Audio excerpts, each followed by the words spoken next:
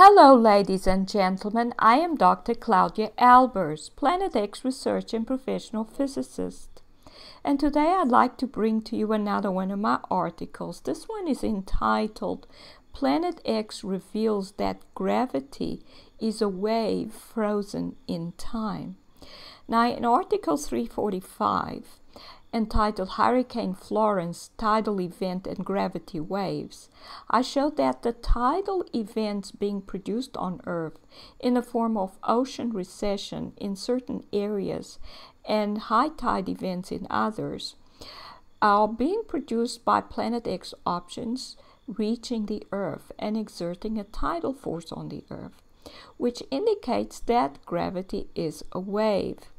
And here you see two of the objects that have been reaching the Earth that are most likely in orbit around the Earth. Although I cannot be sure of that. It could be that they come from the Sun and interact with Earth for a while and then go back to the Sun. But as you can see, there are definitely two objects here in the sky. We can see these chemtrail clouds in front of them. This appears to be the Sun simulator.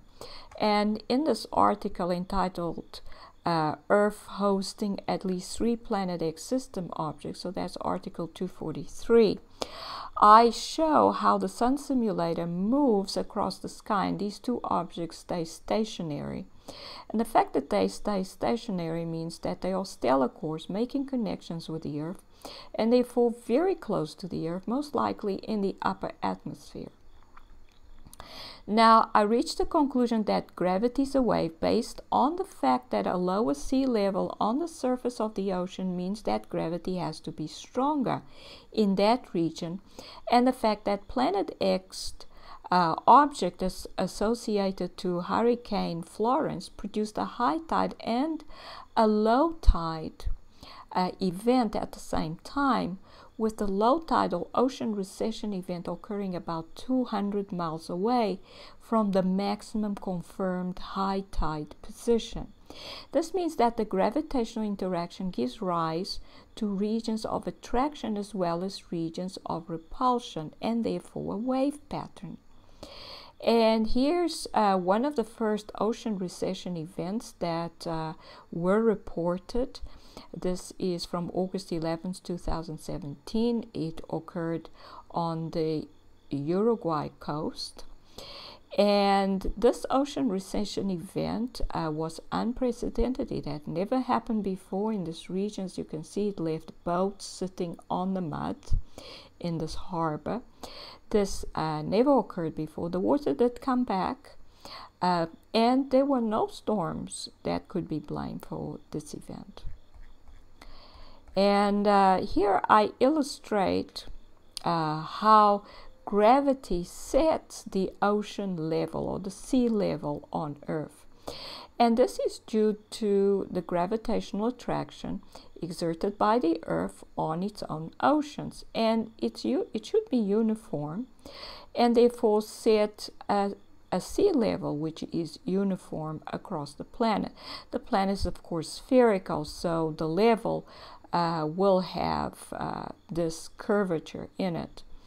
But if we look at a small region on the surface, it's approximately flat because it's a huge planet. Now, there will be waves on the top, on the surface layer of the ocean. These are produced by wind, and these travel across the surface, and they produce droughts and crescents. But these are around the equilibrium level, which is set by the sea level. So the equilibrium position for these waves is the sea level, which is set by gravity. Now, so whenever we have these bulges, these are tidal bulges, even the moon produces them, that means that there must be a gravitational force in that region which is less than normal, which therefore allows the ocean to bulge upwards away from the center of the planet. And where there are low tides, there are bulges that are go inwards towards the center of the planet.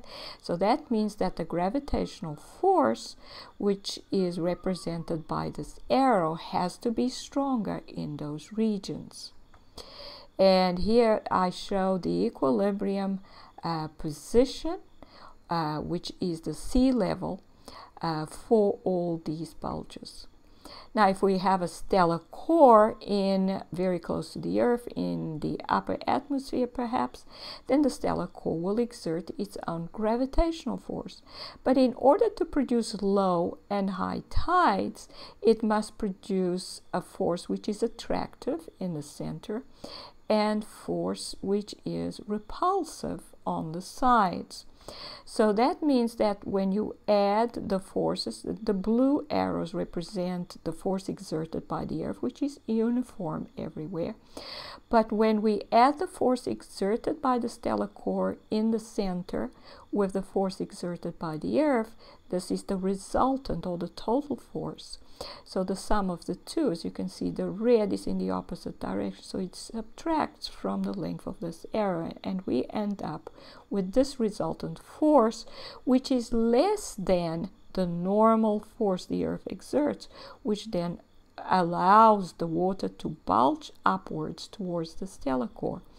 Whilst on the sides we have forces that are in the opposite direction. They are actually in the same direction as the blue arrows, representing the force exerted by the Earth. So these will add up. The blue plus the length of the red will give you that. That's the resultant force. And now it's greater than normal, which means that the ocean surface will bulge in towards the center of the Earth, creating a low tide. So this means that the stellar core produces a gravitational force which is in the form of a wave. It's attractive in the center, it's repulsive on the sides, and thus producing this wave pattern on the surface of the ocean. And so the wave pattern produced on the surface of the ocean indicates that gravity is a wave, and that the interaction between two bodies produces a diffraction pattern. And this is what that diffraction pattern would look like from the top, if we are looking at the top, where the black is where the ocean level goes inwards, so it's deeper and towards the center of the Earth, and this is as if we were in the sky looking down at it. And the lighter colors would represent where the sea level bulges upwards, in other words, away from the center of the Earth, or up towards the sky. And it can also be represented by this sort of three-dimensional diagram, where again you see the bulges here. Basically we'd have the central bulge, may not be as spiky as this one, but there will be a central bulge, and then there will be the first minimum, which is where the bulge goes inwards towards the center of the Earth. This would be a cross-section right through there, or a cross-section through the center here, would produce this sort of diagrams. You can see there's this wave pattern around it. But in case of a massive object, this does not move. In a wave, even in a standing wave, this amplitude moves upwards and downwards, so it reverses. But in the case of gravity, there's no reversal. So this is like a standing wave that is frozen in time. So this is the kind of thing that is produced. If we have the Earth here and we have a stellar core, the closer the stellar core comes to the Earth, the spikier will the bulge become. It will get higher.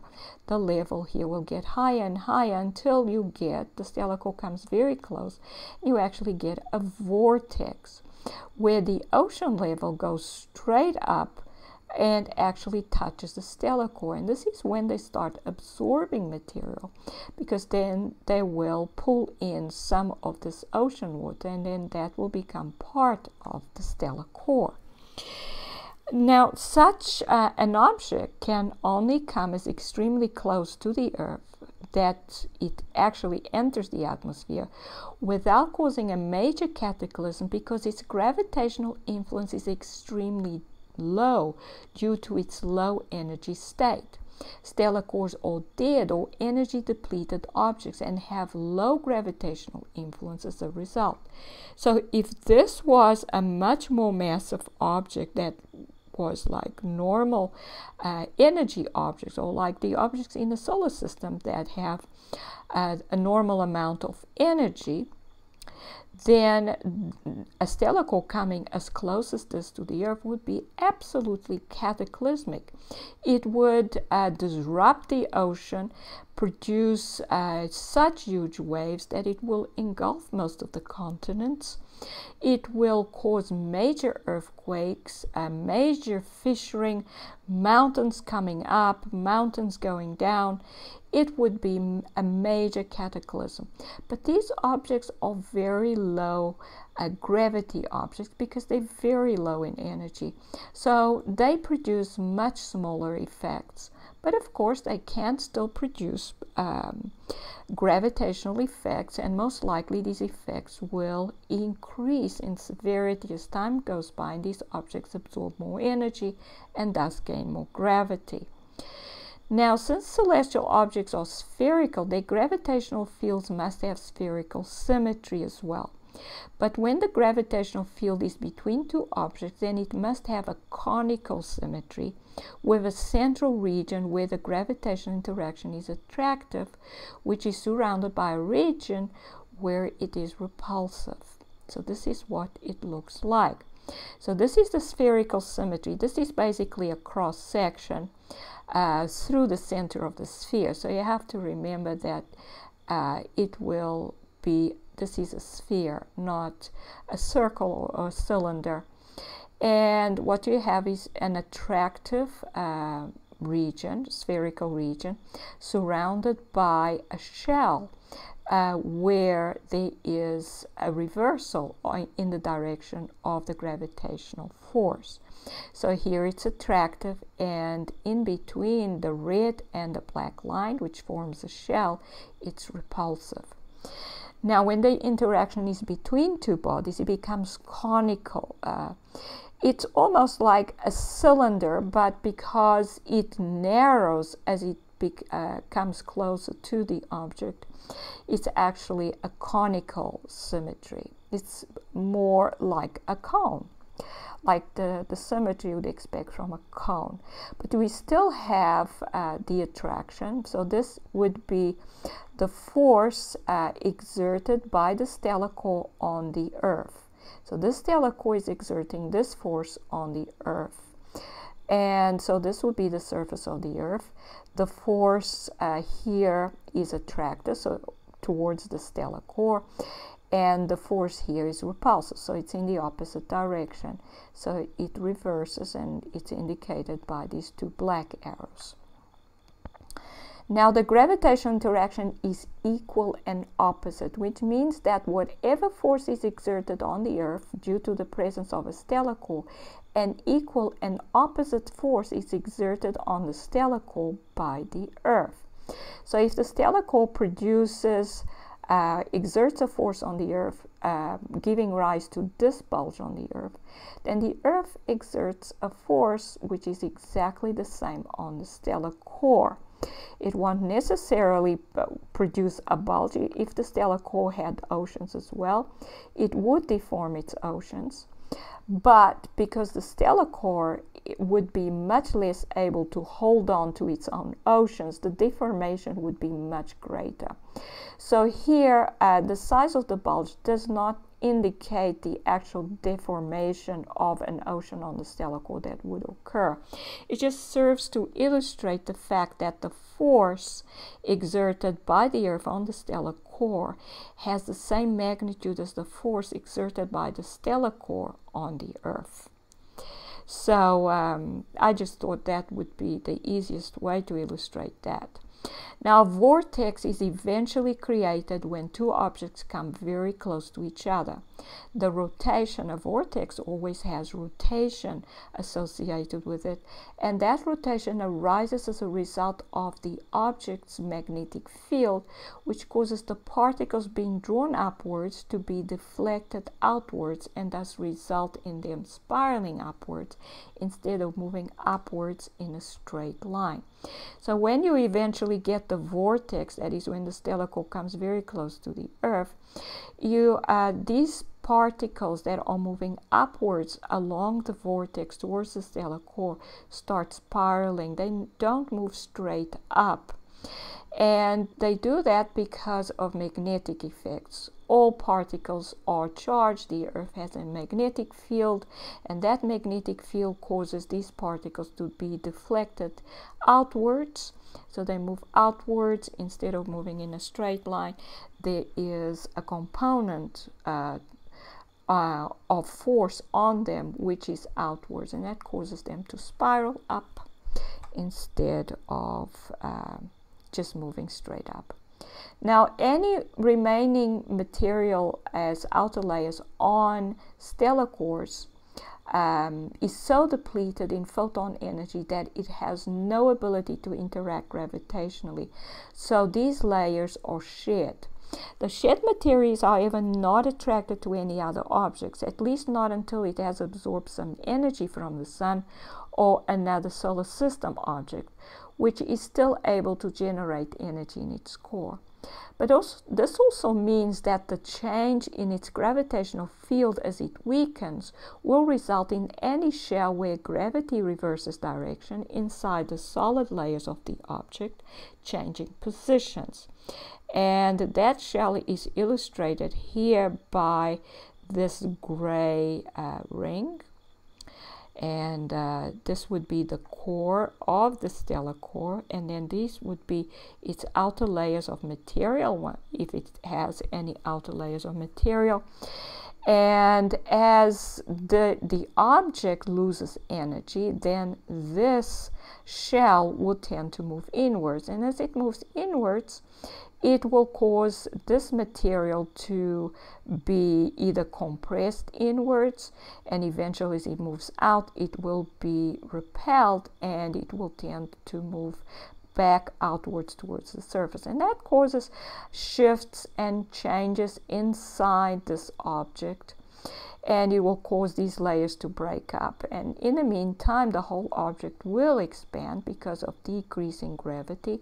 So the surface will fissure, it will break up, and it will start being shed. And we can see these pieces of this outer layer just floating around the object. Now it's being shed, it has very low gravitational energy, so it's not attracted back to the object, to any other object. It does not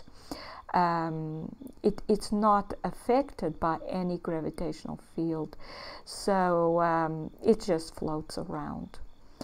So once the object starts absorbing energy, once it arrives at the sun's corona, it starts absorbing energy, and what happens, then the gravitational field increases again, and that means that this layer where gravity is reversed will move back outwards, and that again will cause incredible shifts in its inner layers. It will cause that to break up.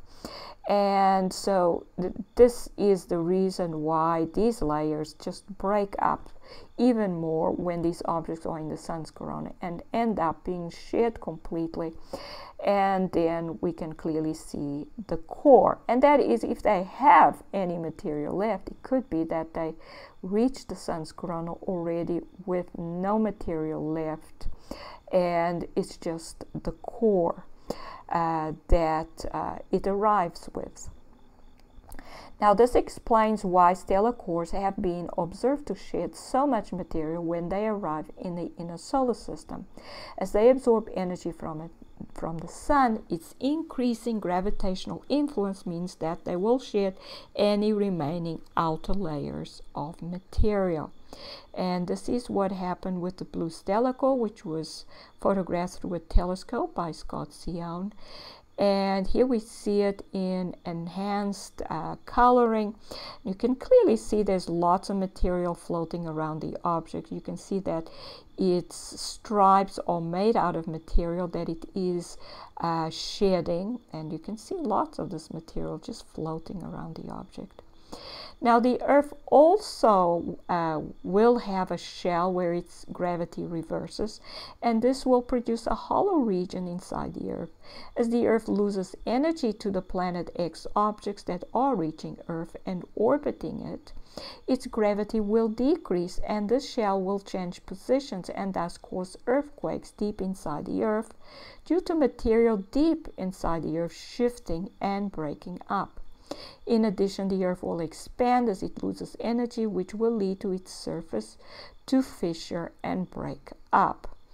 And this is illustrated here by this diagram. So the Earth will have a central region where gravity is strongest. It will be stronger right at the center, but this region will have stronger gravity than outer regions. So this will be the central maximum for its gravitational field. And it's a sphere. It's spherically symmetric. And then we have the first minimum where gravity actually reverses, and this will be a shell where there will not be any material, so it will produce a hollow. Any material that comes in here will be repelled either towards the central maximum or outwards to the second maximum, which where gravity is not nearly as strong.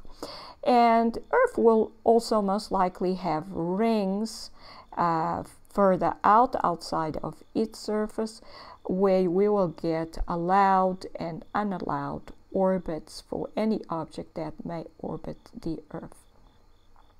Now, it should not be surprising that gravity gives rise to diffraction patterns. A diffraction pattern indicates the superimposition of waves. Light is a wave, light is photons, and photons generate gravity. Both mass and photon energy, which determines the strength of the gravitational interaction, come from photons. Photon energy is still in the form of photons, but not as a photon, which is moving through space at the speed of light. Photon energy is photons inside particles. These photons are confined to existing inside particles, so it should not be surprising that they would generate a field which appears to be frozen in time, as this is what a diffraction pattern is. It does not oscillate with a frequency, and it has a decaying amplitude, and most likely a constant wavelength from the first minimum onwards. And here we see again what these diffraction patterns look like, and they can be represented if we want to represent. Usually the intensity is represented by the brightness of each ring, but it can be represented in this way as well. In this case, we don't need to change the brightness. We indicate the intensity with the height of each of these spikes or these rings around. So the tallest ring means the highest intensity, and so the stronger the gravity will be along those points. And the diffraction pattern gets smaller and smaller, and with a stellar core or two objects approaching each other. And the thinnest one would be, of course, the vortex created by a stellar core being very close to the Earth. So in conclusion, gravity for isolated objects appears to be a wave frozen in time with a decaying amplitude, and is thus in the form of a diffraction pattern. Gravity between two interacting massive objects has conical symmetry and turns into a vortex when the objects come very close to each other. Since all objects are a combination of many particles with mass, on a microscopic scale, the forces between each pair of objects will give rise to conically symmetric connections or vortices. The spiraling motion in a vortex is as a result of magnetic effects. This is Dr. Claudia Albers, Planet X physicist. Thank you for watching.